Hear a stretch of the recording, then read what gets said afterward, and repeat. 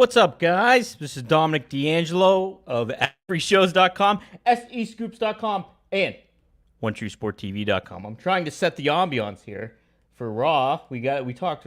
Raw happened last night, so I want to make sure it looks nice. There we go. Get a little green illumination. I got some Italian vibes going here. Little Italian vibes. I'm all over the map here, but happy to be here with you guys live as usual, noon every Monday through Friday on WWE Creative _ish Twitter and on Ad Free Shows YouTube, on Working Stiff YouTube, and on the Rumor and Innuendo YouTube. Be sure to like, share, subscribe, get the word out about the show.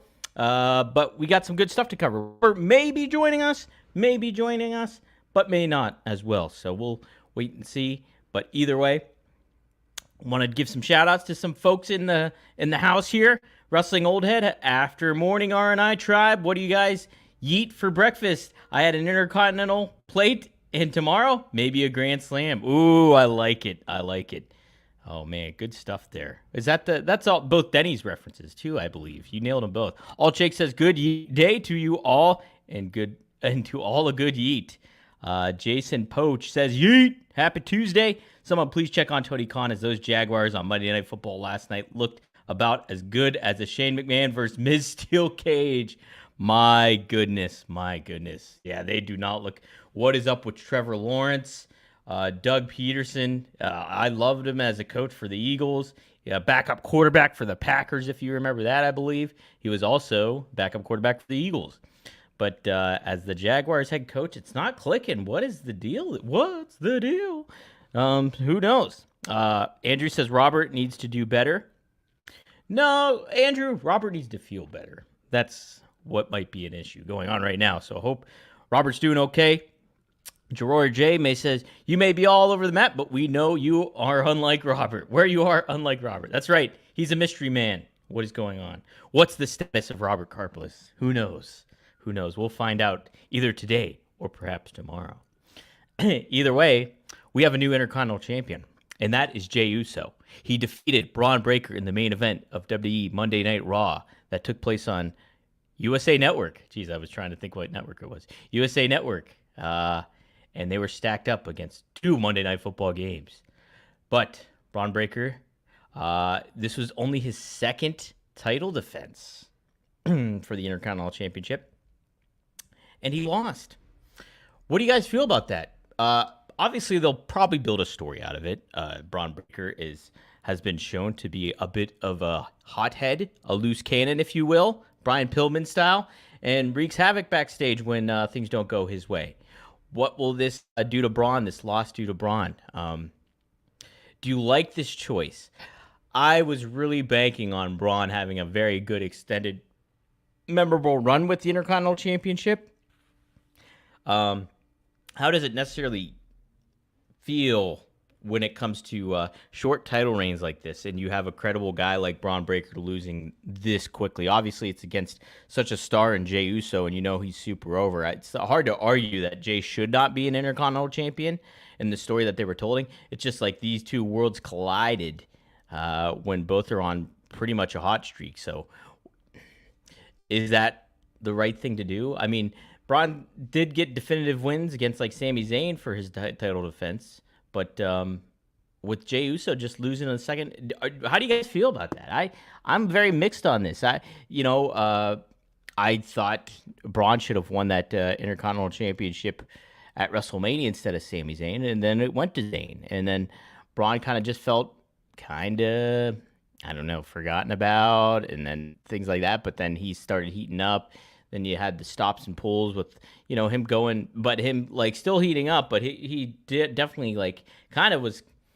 There was some, I can't remember what moment it was, but there was also a moment before he won the title where it was like he took a loss, and then it was just like, oh man, what is going on here? So does this, obviously it benefits Jey, but does this benefit Braun, and how will he benefit from it? It's just a interesting decision. And they had this match surprisingly early. I think it was a good setup for Bad Blood, but they had it right on this main event of Raw. So obviously it will be about, a good deal of it will be about the follow-up and what they decide to do in that regard. But it does make you kind of, oh man, I wanted a good solid run with Braun Breaker because you know what? He's a hot act and he deserves it. So why would you want him to take a loss, even if it's against a star like Jey Uso at this point? Alt Jake says he's not worried about Braun. He'll be fine long term. Absolutely, he'll be fine long term. Wrestling Old Head says it seems they aren't building Braun to be an unstoppable beast because he's already getting over with the audience. So they are doing a pivot and telling the story of him being overconfident, losing. Interesting. Yeah, interesting. Going back to the drawing board and learning from his mistakes, which people could eventually get behind where he goes for the world title. Maybe that's been his character since NFT, if I think about it. That's interesting. So you might be thinking that maybe they're really going to lean into him being a babyface, him kind of seeing the error of his chaotic ways and going that.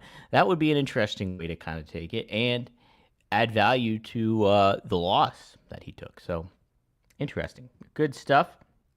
Jay does have a lot of momentum. That pop was undeniable. It's a great point, Jake. He was very, very over. That crowd was super into Jay. I'm happy for Jay, too. It's like he's got himself over as a singles act and, like, feels like right in that zone of, like, hey, what a good Intercontinental Champion he would make. And, it's kind of neat to see him have that after, decades of being a tag guy. And Joe Tessitore made mention of that. For years, he was a tag wrestler, a twin, mentioned all that stuff. And the kind of that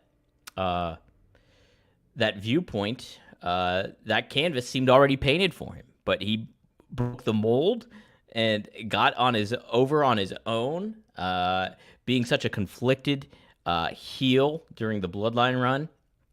And then fans always like to see a redemption story, and that was Jey Uso's story.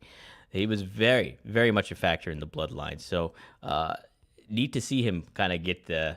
This is by far not a gold watch. But he's earned it, and it'll be neat to see what they kind of do. I don't want to see, determining this. I don't want to see him play hot potato with the title. Since you have Jay have it now, let him have it. Like let him go on a run with it, and let him have a good time with it. Because you have a heel world champion. Why not have a babyface Intercontinental Champion and have some satisfying aspects of it? And then you can build to stuff with him and Sami Zayn, whether they go after the tag titles, whether there tends to be some conflict between the two. It'll be very interesting to see how they follow up with Braun Breaker, though. Obviously, that's something that will be discussed moving forward. But let's get into Raw a little bit more. Liv Morgan and Dom kick off the show. We get a cool opening moment where, like, as they're walking into the arena, it's Braun Strowman and Bronson Reed just brawling it out, breaking through a merch table. They go past it. They go right through Gorilla, and they kick the show off. And Liv does a victory lap, something the fans in Ontario, California are not aware of because they're a bunch of losers. And she cuts a promo, and then out comes Rhea. She's got some news to break, and sure enough, it's Dom in a shark cage at Bad Blood. He won't be able to interfere, so Rhea will be able to get her hands on Liv Morgan. I love this. This is what, shark cage matches are kind of like, what? What's like, we're doing a shark cage match? They're kind of like in that realm of like, okay, this is a weird match to kind of have, but this is perfect for this is what you want. Dom is gonna look great in a shark cage hanging above, not being able to do anything. I'm all for this match, and should be really neat to see. Now, here's what's something to think about. Judgment Day, and we've kind of seen this later on in the show. Kind of average right now. They almost feel like a level right now a little bit below even the new Bloodline. And I've talked about on here how the new Bloodline is kind of underwhelming in regards to, hey, Solo Sikoa is not a hot act. Both Guerrillas of Destiny look very beatable when it comes to dealing with stars like a Cody Rhodes or, you name it, like if they're in a tag match or anything like that, despite being the tag team champs. Now, the Judgment Day, I'll just talk about this. Dragon Lee defeats Carlito later on. We do get a compelling little video Damian Priest talking about Finn Balor, but it's just like none of the faction besides Liv and Dom feel like a hot hand to go with right now because of how they've been positioned and stuff like that. Like, I did like the cat and mouse game that Damian and Finn were playing with one another, but they kind of broke that throughout the past couple of weeks, and we've seen Finn kind of show a little bit of vulnerability, and then they get the hands on one another, and it's just like, where does that kind of come into play? So here's my idea. Now, obviously, who knows what's going to happen here at Bad Blood, and Robert and I will eventually make our predictions when the pay-per-view comes or PLE comes. But how interesting would it be if somebody new came into the match and cost Rhea her shot at the championship? What if you got a big new enforcer in the mix of Judgment Day? Could we see like a Raquel Rodriguez or like a new big man-heater? Man-heater. That's a Hall & Oates reference, everyone. Man-heater. Gotta watch out, boys. He'll chew you up. But yeah, I would like to see something like that, because I think there's still some viability in Liv being the champion and Rhea still chasing for the title. There you go. I like it. See, Robert wouldn't like this wrestling old head, but I like it. I like it a lot. Baron Corbin. I like it. I think that's a good choice. Oh, man. Oh, what about that, Trey? That's an interesting one, too. And they would fit that vibe. They would fit that vibe, Trey. Man, the Lucha Brothers coming to help Dom. Because Judgment Day is supposed to have this kind of dark, overcasty feeling. We got that with Edge at the beginning. They kind of ventured away from that into more of a biker gang, biker club vibe. Yeah, I think Penta could really elevate that. That's cool. That's a good call. I like that.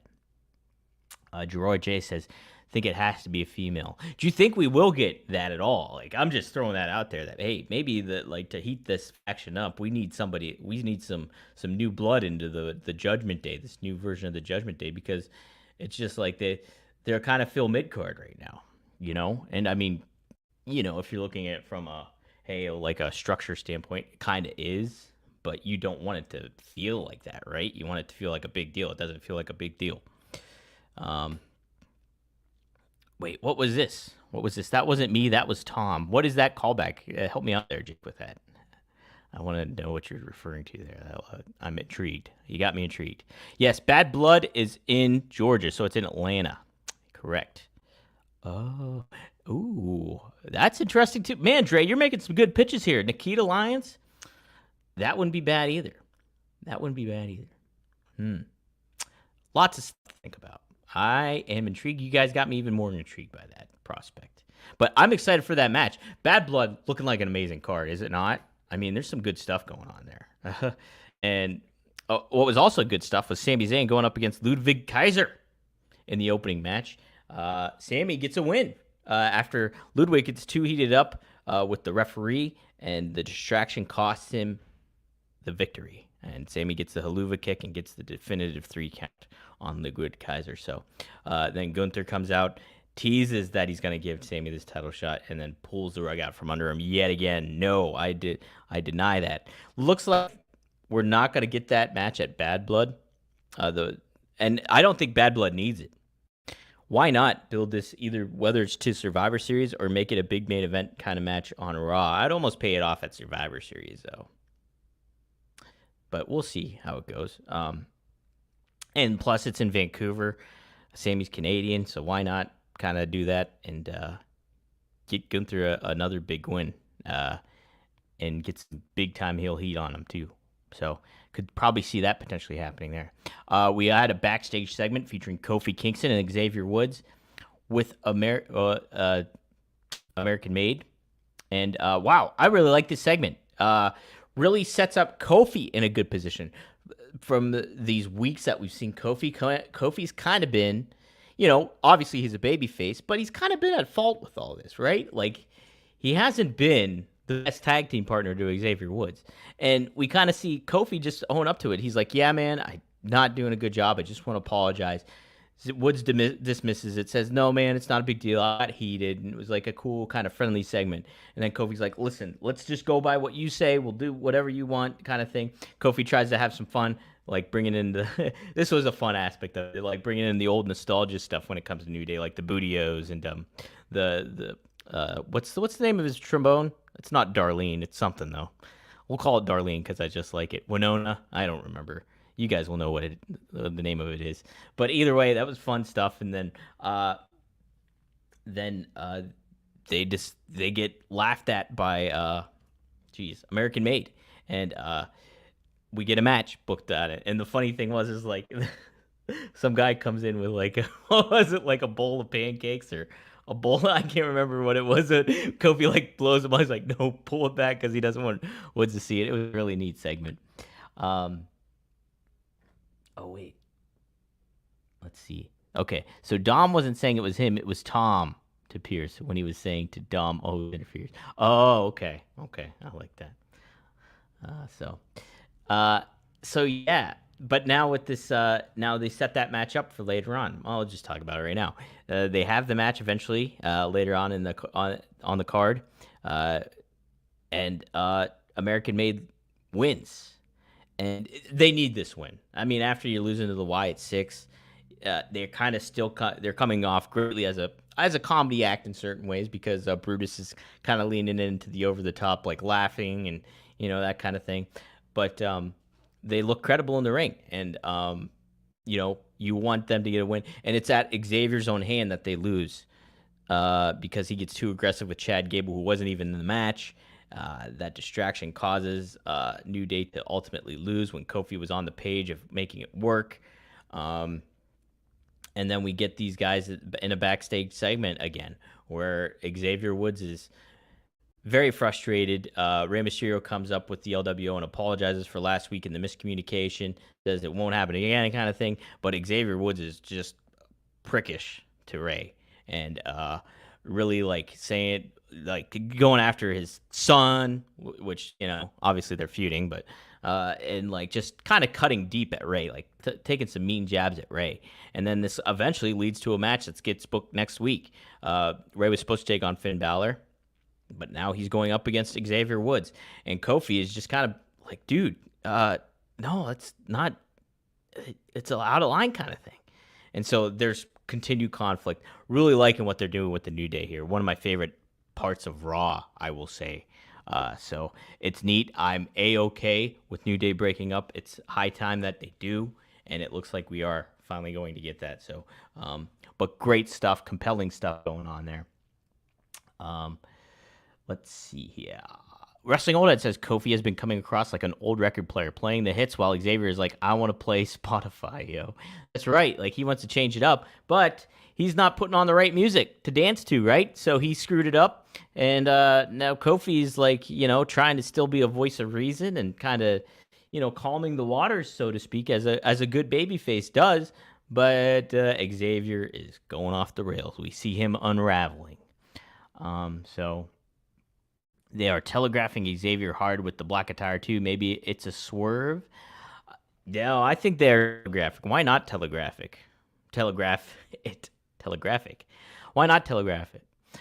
Yeah, I'm all for it. I think it would behoove Xavier Woods to be the heel, not Kofi Kingston more so. Kofi is just a natural baby face, I think, in a lot of ways. So I like that across. Yeah. So there we go. Let me see. What else are we talking about? We have Karrion Kross. Speaking of manipulative, he manipulates the Miz, really trying to get a bug in his ear about, hey, you are a monster, and like trying to build him up. Definitely up to no good, and Miz kind of sees that, but is kind of seeing eye to eye with Karrion Kross on this. So what will we see? He tries to get a match with Bronson Reed. Miz doesn't even come out. The brawl just takes place in Bronson Reed and Braun Strowman. We get more of that. They tease some top rope maneuvers. That never happened. Security breaks it up. Braun body slams several security guards. Goes to maybe jump to the outside, but Bronson Reed backs away.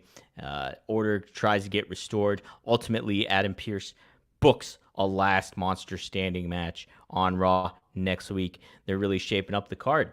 for the go home for Bad Blood. Exciting. Very, very exciting. I like it. We also get Drew McIntyre. So CM Punk. I looked on his Instagram. I saw he was riding in a car with Larry. Like Larry was riding shotgun. So I'm like, oh, CM Punk's in Chicago. He's not going to be at Raw. Well, he was at Raw, but he wasn't on Raw. As far as I know, I didn't see him at all. Like I watched the show on Sling, so I was like skipping through commercial breaks and stuff. Maybe I missed a little something. Maybe tell me if I did miss Punk on Raw, but I don't think I did. But either way, Drew McIntyre comes out and has the same tone that CM Punk did. I don't think you need to do anything different with that. Like you want these guys to be serious. Drew talked about the stakes of, hey, your sister said you shouldn't go, begged you not to go in here. Your wife told you not to go in here. Well, my family's told me the same thing, and they know this has gone too far. And I don't want to be back in a Hell in a Cell. I know what it did in the past, and it's damaged me long term. And so Drew sets the tone, furthers the tone, and makes this feel like a big deal because it is. It is. I'm trying to think before I say anything. I'm going to think about this, and now I will say it. Drew McIntyre versus CM Punk has been the feud of 2024. Easily. Do you guys agree with me? Do not sound off in the comments. Let me know. Do you disagree with this short, bald-headed Italian? You tell me. But I am very compelled by Drew McIntyre and CM Punk. What they've been doing has been great.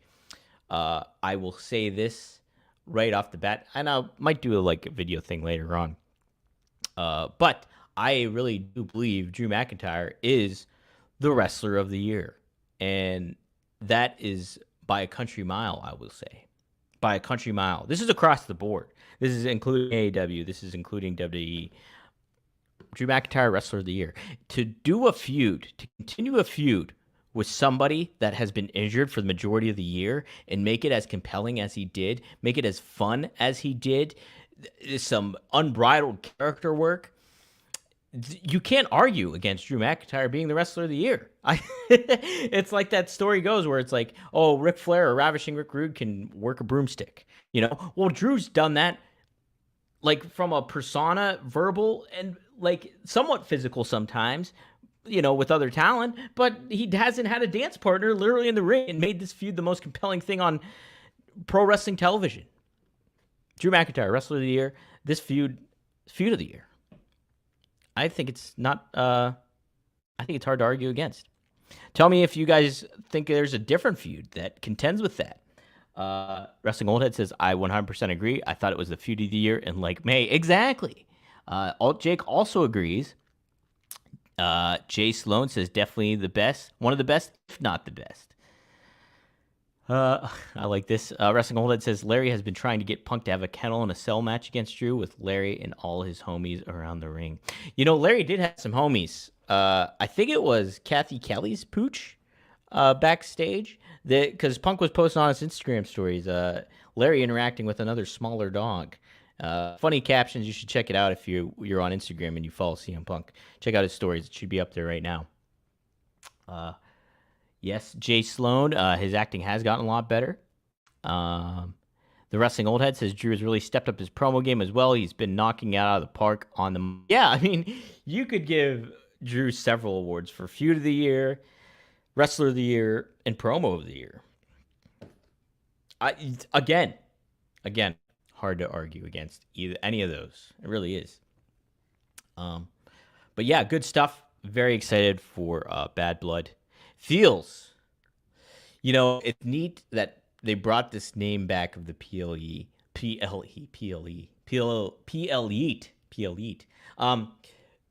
you look at it this way: Bad Blood, the home, the original home of Hell in a Cell between Shawn Michaels and The Undertaker, the debut of Kane. Now we have this compelling feud between two top stars in a Hell in a Cell at this pay-per-view. It continues the cool legacy of this Bad Blood identity when they bring it back here. And, so it's a neat opportunity for both Punk and Drew to make this match stand out. And if they do everything right here, this I'm really excited for this match. It's all the story that built around it. This, you're not going to get from an athletic or crazy like maneuvers or anything like that standpoint. But if they tell a great, compelling story in the ring and both guys stay healthy, things go according to plan, what they have set out to convey the story. Ultimately, you'd probably think Punk is going to come out on top on this, but if they convey the good story, I think this has the potential to be the match of the year. And not from, like I just said, an athletic standpoint. It doesn't need it. Pro wrestling, when I consider a match of the year candidate, athleticism does come into play to a certain extent. But overall, it's really the story that you want to sink your teeth into. And maybe that's just my old, I don't like saying old mindset. It's just my pro wrestling mindset with it was. So you saw the Killers game. Rated with out of 5 stars, Dre. If you're Dave Meltzer, what star rating would you give that movie, Killers game? Ooh, interesting. Pepsi Punch on a cinder block for the win. I'm calling it now. I don't want to see cinder blocks. I want to see them just duke it out. Maybe like a steel chair involved. I don't want any like bells and whistles too much in the Hell in a Cell. Like kendo stick maybe, but ultimately like give me just a steel chair and these guys just brawling and duking it out and doing what they can. A chain, something like that, But I think if they were to do like a cinder block spot and stuff like that, you automatically think in your head, hey, Hangman Swerve. Maybe you're joking with wrestling all that. I don't know, but I want this like just a straight out freaking brawl between these two, just going toe to toe. Like blood has to get involved in all this stuff. But yeah.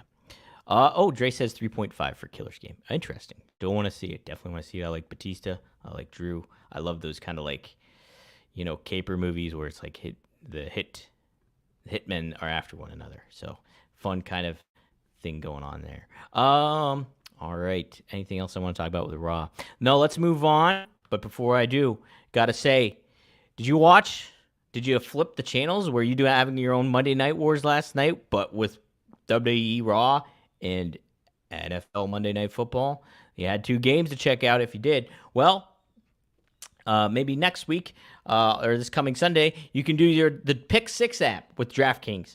Pick at least 3 players and bet an over or under on their statistics. Will certain running back maybe score over 2 touchdowns? Will a certain quarterback throw for maybe over 250 yards? You can do that on the Pick 6 app. Just pick your players, see what fits for your over and under on a statistical category for that player, and then place a bet on it. Last week, my bets were not that good. Drew, oh my God, I almost said Drew Brees. I was thinking Drew McIntyre. I'm thinking Derek Carr. Derek Carr of the Saints did not play very well. I was predicting he was going to throw for over a certain amount. I don't believe he did that. He did not make my quota. So, but the neat thing is, I bet like $5 or $10. I stood to win like 52 if that's the case. So if you are confident in your picks, make your picks. Download the Pick 6 app. Use promo code RUMOR. And you get cash, you get a credit back on there to gamble with and have some fun with. So do the DraftKings Pick 6 app, use promo code RUMOR, and get that little hefty bonus that you can get. So thank you, DraftKings. The crown is yours, everyone. The crown is not Vince McMahon's, though. By a country mile. That is also not Vince McMahon's. Gross Point. One of my favorite Hitman movies was Gross Point Blank. Interesting. I should check that out. Trying to think. In Bruges. Check out In Bruges if you haven't seen that. That's Martin McDonagh directed it. Colin Farrell's in it. Brendan Gleeson. Great dark comedy. Very dark comedy, but it's awesome. Like, Martin McDonagh is such a fantastic playwright. I always recommend, if you can pick it up like on Amazon or something, it's called The Beauty Queen of Leenane, a series of plays, and it takes place all in this Leenane, Ireland or something like that. But very dark comedy, really hits a great tone. Fun read. Check those out. Martin McDonagh. Google him if you're not aware who he is. He does some great work. But Alt Jake agrees. Gross Point all-timer. I'll have to check that out. I'm surprised I haven't seen that. Okay. Well, let's get to the Vince McMahon statement that happened. So, kind of a surprise. Obviously, the documentary is coming out tomorrow on Netflix, the Mr. McMahon. Well, Vince McMahon does a little bit of a run-in on X. He posts a lengthy statement, and this is what he says, ladies and gentlemen. I don't regret participating in this Netflix doc. I don't regret participating in this Netflix documentary.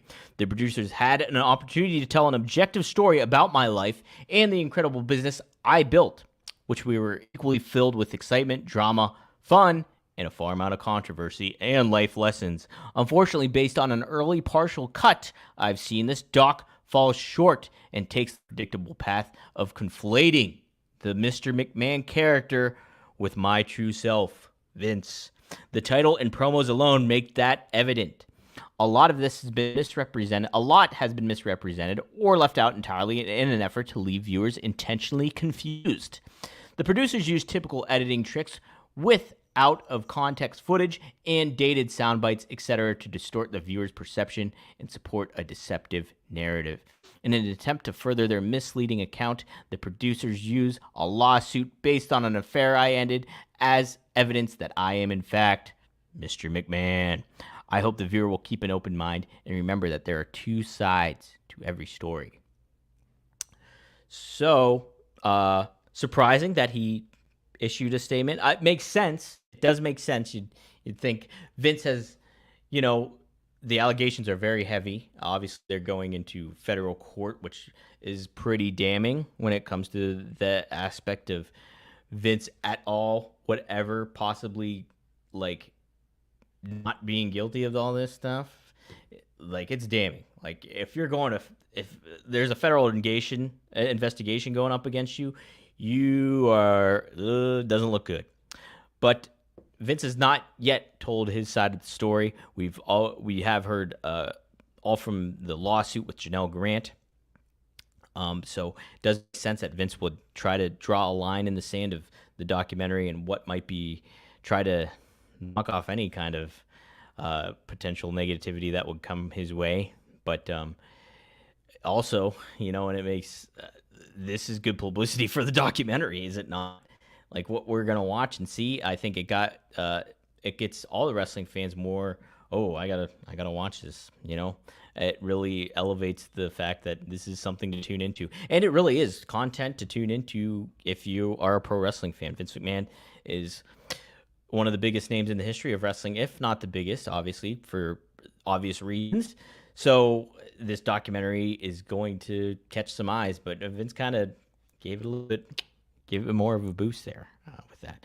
So Janelle Grant's attorney, Anna Callis, she stated that Vince McMahon physically and emotionally abused, sexually assaulted, and human trafficked Janelle Grant for more than 2 years. Calling his horrific and criminal behavior an affair is delusional and nothing more than a sad attempt to save his shredded reputation. Although Miss Grant has not seen the Mr. McMahon docuseries, we hope it shines a bright light on his abhorrent and criminal actions by accurately portraying the realities of his abusive and exploitive behavior. Miss Grant will no longer be silenced by McMahon. Her story, though deeply troubling and exceptionally painful, is one that can help other abuse survivors find their voices. We seek to hold McMahon, John Laurinaitis, and WWE accountable and to give Miss Grant her day in court. Dave Meltzer also reported on the Wrestling Observer Radio that Vince tried to put the kibosh on this documentary by buying the documentary, making an offer to Netflix to sell the documentary to him. He did not want this to come out, according to Meltzer, and was trying every which way he could to not make that happen. He also did something else, too, to try to stop the documentary from going down. But obviously that did not come into play. And we are going to see it, and we are going to talk about it. We'll definitely be talking about it on here. I do want to note that I did reach out to Vince McMahon's attorney for comments about Vince's comments and to try to get some clarity as to if she was approached or the team was approached, the legal team was approached about the documentary to get interviewed for or anything like that. I have yet to hear back. So there you go. I'll keep posted if I do hear something, though. So I did reach out to the legal team, and we'll see if I get a response. Probably not, if I'm willing to bet. I thought there was something else I wanted to cover, but maybe I don't. Let's just get a little bit of your comments on here. Oh, wait. Did you see the sequel in Bruges, Banshees of Inisherin? No, I have not. Wrestling Old Head. I will have to look at that. Wow. Let's see. I want to see if there's anything. Everybody's talking about the Grosse Pointe Blank and different things like that. So, good movies. Good movies. Love the movie discussion. Can't wait to see Killer's Game. And I will have to make note of that. Banshee of Inisherin. Also, there was another movie. 11 Psychopaths. It's another Martin McDonagh film with Christopher Walken. It's a number in Psychopaths. It's like 9, 11. I don't know. It's a number. Take a look. I hear it's a great film. I got to catch up on a lot of different movies. I know that much. But hey, lots to catch up on in this pro wrestling world, like RVD, one of a kind. Me and him and Katie Forbes did an episode, a special Monday night episode during Raw, and they had a big announcement. Guys, I want you to check out the clip or the episode later today at 4:20 p.m. But they announced 7 Psychopaths. Thank you, Jay. Rob and Katie announced the launch of Only Wrestlers. OnlyWrestlers.com. It's a new platform where you can pick your wrestler that you want and subscribe to their channel. And they'll give you exclusive content. There's a lot that they will do, like videos, daily blog kind of stuff, depending on what the wrestler wants to do, shares information with you or what have you. But you can sign up. There's also an added, very groundbreaking component where it's called the Only Wrestlers Association. And what that is a wrestling promotion that fans will be able to vote what wrestlers can compete on the card. This is a literal wrestling card. Wrestlers will compete on a wrestling card. What's the match type will be, and where this wrestling event will go down. So check out, get it early on the ground with it. There's several wrestlers already on there that maybe have yet to launch their page and set up their service, but there's a presence there. Sign up right now as a fan. Get your stuff in there, and Rob gives you full details on how you can benefit from that too, financially. You get a little bit of money coming in there if you can recruit people and different wrestlers coming in. You have certain things like that to get them into the page. They use a code. Really, really neat, groundbreaking stuff. Check it out, onlywrestlers.com. But tune into RVD later today at 4:20 p.m. Eastern Standard Time. We'll launch that new episode where Rob and Katie talk about that. We also cover the Vince McMahon documentary, and Rob answers a lot of different questions as well. As far as I have a neat new feature that I'm doing on SEScoops.com each weekly. If you are a fan of the NFL like I am tying everything pro wrestling into each week of the NFL. What goes down that connects pro wrestling with the National Football League. We had some definitely an array of happenings this past week that did that, with Seth Rollins being at the Chicago Bears game. We had Sheamus trying to rally the Tennessee Titans up before they lost to the Green Bay Packers. We had Bayley reunite with some WWE stars, or AEW stars, Mercedes Moné at the San Francisco 49ers game. Aaron Rodgers gets compared to Arn Anderson. So a lot of different stuff there. It's a weekly feature now that's going to be taking place on SEScoops.com. Check it out. Give me some feedback on it, what you'd like to see a little bit more from that. But I'm very excited to do that. Two passions of mine tied together. My worlds colliding. As far as other worlds colliding, check out Working Stiff. New episode dropped a little later this week because Robert was away. Him and Scott cover AEW and the happenings there. And then there's also a Patreon that's set up. And today, if you're the top subscriber on Working Stiff, if you're the top tier there on their Patreon, you will get something to sports entertain with, which I believe Robert reviews Raw. So you can get his thoughts on there too. As far as anything else goes, Follow us on Twitter. Follow Robert at WDCreative_ish. You can follow me at Dominic D'Angelo. Be sure to like, share, subscribe, get the word out about everything. We'll have a lot to talk about more this week. Thank you, everybody, for joining in and having a jolly good time with me, even though I'm just flying solo today. But yes, I will chat with you guys tomorrow. We'll preview AEW Dynamite. We'll talk anything that happens to when it comes to the Vince doc. Maybe we'll talk about the first episode if it airs and I get to watch it in time. But either way, best of luck in your future endeavors. And hey, trying to think of something creative to say. In Bruges, baby. Watching Bruges. Martin McDonough for